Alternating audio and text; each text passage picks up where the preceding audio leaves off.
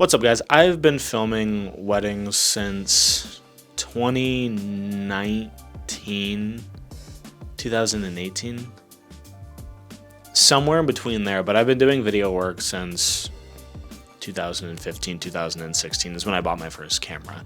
And I've gotten the chance to work with a lot of different clients, and the worst client I think I have ever worked with came to me a few years ago. And so what I want to do is I want to share that story of what I experienced and just what I learned from that overall experience. But a few years ago, I had the opportunity. I'm going to try and blur out some major details so I don't get in trouble because I don't want to be disrespectful. But a few years ago, I filmed a wedding for a couple who basically, like, throughout the entire process, they were super, super sweet. They were super, super cordial. And throughout the process, they were really easy to work with. But, like, over that time, I started to notice little things kind of start to break through the surface. Over asking for a very detailed shot for shot and then sub shot for shot list.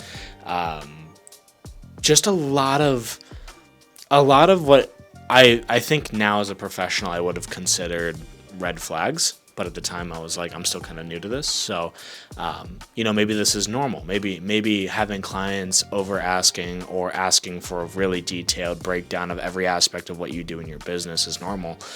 And what I've learned now is that, like, that's not normal. It's not normal. Especially what I've noticed is as I've started charging more, clients actually start asking for less, which is really cool. But that's not where the story ends. So, like I said, there were a lot of red flags that were coming up over the course of me working with this client. And come shoot day was when I really started to see the cracks shine through, like really started seeing where things would start to go wrong over the course of working with this client.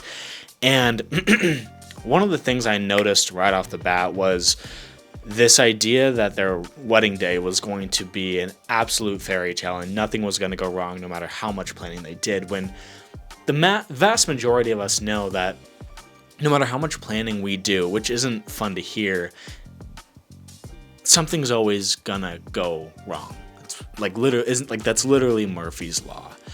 And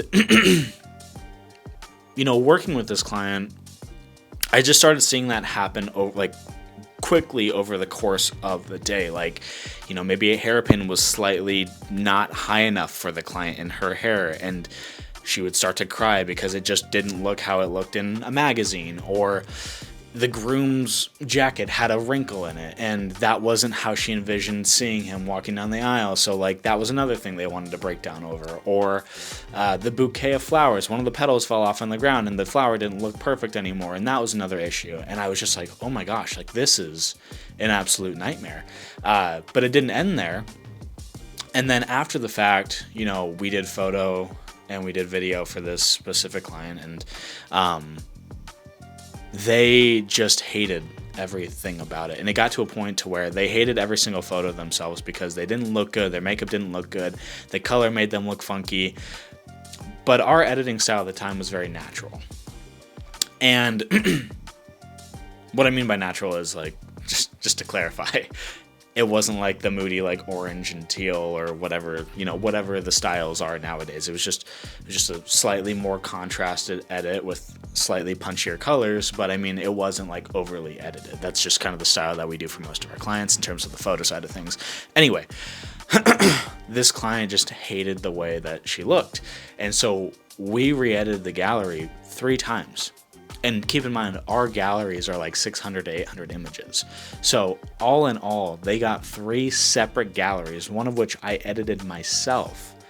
The other 2 I had my team edit, and hated every single one. So all in all, they got almost 3,000 photos from their wedding that each had a different editing style that they could choose from, but they kept saying that the edits didn't seem natural. And so that was hands down, I think I have a video about it in my Building the Business segment, but hands down, one of the most grueling, most uncomfortable, most just agonizing frustrating experiences at the time in my business. And one of the biggest thing that I learned was that no matter what, you can crush it for a client. No matter what, there is always eventually going to be a client who just isn't a good fit. And you could have thought they were a good fit throughout the whole process. When you book with them, they could have seemed sweet. As you're working with them to the shoot, they could have seemed sweet. But I find that most people's true colors come out after the fact. And so if you have a bad client and they've given you a really difficult time and they've pushed you to the brink of maybe wanting to quit or move into a different direction with your creative work, let this video be a little bit of encouragement to let you know that, like, yes, this client maybe isn't the greatest to work with. Yes, this was a bad day, or yes, this was a bad experience, but there is a good experience just over the horizon. There is a client out there who's willing to pay you double. There's a client out there who's willing to give you a 5-star review. There's a client out there who's willing to not want to absolutely destroy you or nitpick every little thing that you do. There is a client out there, and you will find that client. It just takes time. And the more clients you work with, unfortunately, it is a numbers game. You will get more of those bad experiences.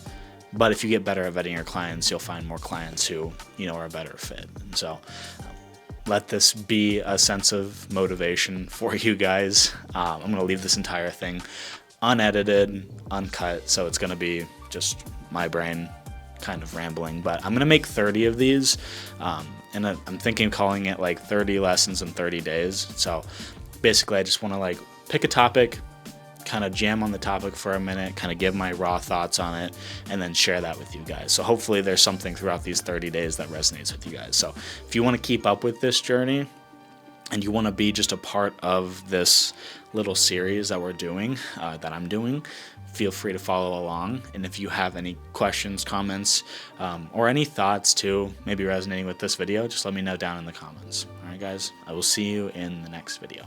Peace out.